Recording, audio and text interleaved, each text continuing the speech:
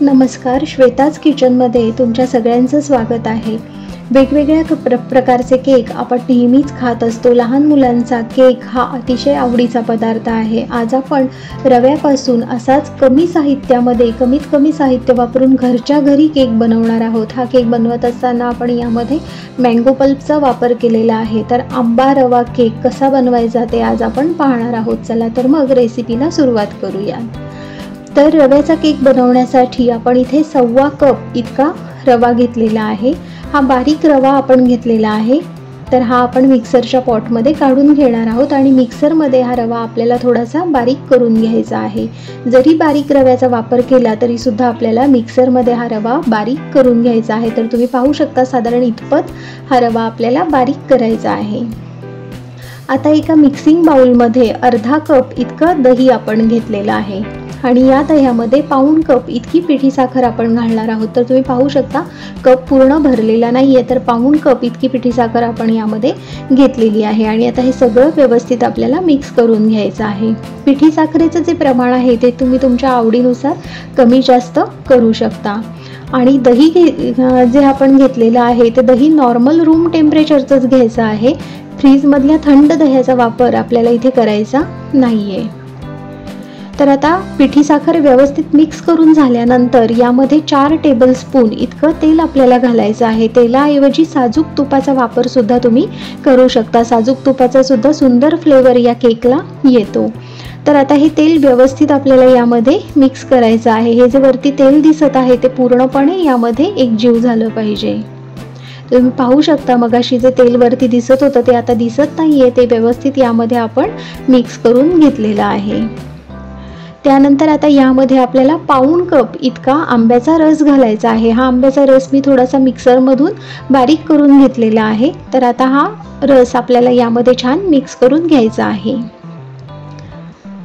साधारण 2 ते 3 मिनिटं हा रस आपल्याला यामध्ये छान मिक्स करून घ्यायचा आहे।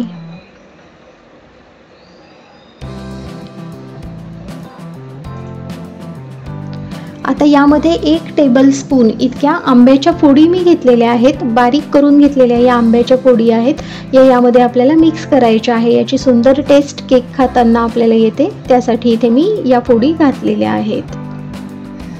आता मगाशी जो रवा आपण मिक्सरमध्ये बारीक करून घेतला होता तो रवा आपल्याला यामध्ये घालायचा आहे आणि हा रवा सुद्धा अगदी व्यवस्थित यामध्ये आपल्याला मिक्स करायचा आहे। रवा मिक्स करत असताना आपल्याला त्यामध्ये गुठळ्या होऊ द्यायच्या नाहीयेत।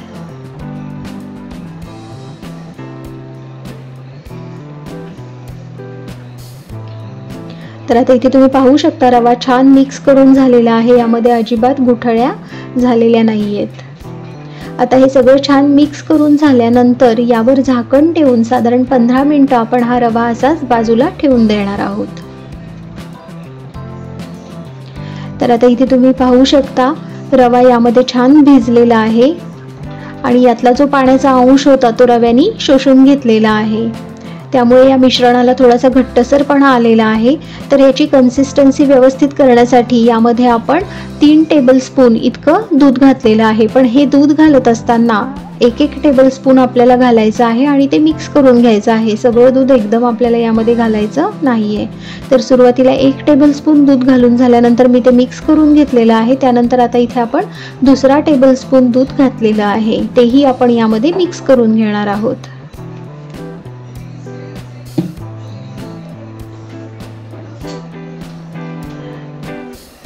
तर आता इथे अशा पद्धतीने आपण 3 टेबलस्पून इतकं दूध घातलेलं आहे आणि आता हे व्यवस्थित आपल्याला मिक्स करायचं आहे। तर साधारण अशी कन्सिस्टन्सी आपल्याला या मिश्रणाची हवी आहे। आता यामध्ये आपण बेकिंग पावडर घालणार आहोत। तर 1/4 टीस्पून इतकी बेकिंग पावडर आपण यामध्ये घालणार आहोत। तर इथे टीस्पूनचा वापर केलेला आहे आणि बेकिंग सोडा यामध्ये आपण घालणार आहोत। तर 1/2 टीस्पून इतका बेकिंग सोडा आपल्याला यामध्ये घालायचा आहे। आणि आता हे सगळं व्यवस्थित आपल्याला यामध्ये मिक्स करून घ्यायचं आहे. तर ही बेकिंग पावडर आणि बेकिंग सोडा यामध्ये व्यवस्थित साधारण मिनिटभर तरी मिक्स करायचं आहे. खूप घाई पण करायची नाही आहे किंवा खूप जास्त वेळही लावायचा नाही आहे, पण मिनिटभर तरी आपण हे व्यवस्थित यामध्ये मिक्स करून घेणार आहोत. हे जर व्यवस्थित मिक्स झालं नाही तर याचे रेड कलरचे स्पॉट केकवर येतात. त्यासाठी आपल्याला बेकिंग पावडर आणि सोडा व्यवस्थित मिक्स करून घ्यायचा आहे. आता केक बेक करण्यासाठी मी इथे कुकरचा डबा घेतलेला आहे, त्याला मी हा बटर पेपर लावून घेतलेला आहे. तर कडेनी सुद्धा आपण याला बटर पेपर लावून घेणार आहोत. यामुळे याला सुंदर कलर येतो बटर पेपरमुळे. जर तुम्हाला बटर पेपर लावायचा नसेल तर तुम्ही तेल किंवा तूप लावून हा जो केकचा डब्बा किंवा तुमच्याकडे टीन असेल तर तो तुम्ही ग्रीस करून घेऊ शकता. तर आता हे जे मिश्रण आहे हे आपण या डब्यामध्ये घालणार आहोत आणि अशा पद्धतीने डबा थोडासा आपल्याला हा टॅप करून घ्यायचा आहे. आता इथे एक कढई मी प्रीहीट करत ठेवली होती, त्यामध्ये मी हे स्टँड घातलेलं आहे आणि आता या स्टँडवर मी हा डबा ठेवणार आहे. तर हा कुकरचा डबा आपल्याला व्यवस्थित यावर असा छान ठेवून घ्यायचा आहे आणि आता यावर झाकण ठेवून बरोबर 40 मिनिटं मंद आचेवर आपण हा केक बेक करून घेणार आहोत. तर हा केक बेक करून घेण्यासाठी मला बरोबर 40 मिनिटं लागली होती. तर आता आपण सुरीने चेक करून पाहूया. तर सुरीला केक चिकटलेला नाही आहे, म्हणजे केक छान तयार झालेला आहे. आता हा केक थंड झाल्यानंतर आपण तो डिमोल्ड करून घेणार आहोत. तर मी इथे झूम करून तुम्हाला दाखवत आहे. तुम्ही पाहू शकता केकला किती सुंदर जाळी पडलेली आहे. आता थंड झाल्यानंतर आपण हा केक डिमोल्ड करून घेऊया. तुम्ही पाहू शकता आणि वरती जो बटर पेपर लावलेला होता तो कुकरच्या डब्याला चिकटलेला आहे आणि आता हा जो साईडचा बटर पेपर आहे तो अशा पद्धतीने अलगद आपण काढून घेणार आहोत. तर तुम्ही पाहू शकता किती सुंदर आणि छान जाळीदार असा केक तयार झालेला आहे आणि सॉफ्ट असा झालेला आहे. तुम्ही पाहू शकता सॉफ्ट, स्पॉन्जी आणि जाळीदार असा आपला हा केक तयार आहे. यामध्ये बेकिंग पावडर आणि सोड्याचं प्रमाण जर व्यवस्थित वापरलं तर अशा पद्धतीने हा छान केक तयार होतो. तर आता हा केक आपण कट करून घेऊया आणि सर्विंग डिशमध्ये सर्व करून घेऊया.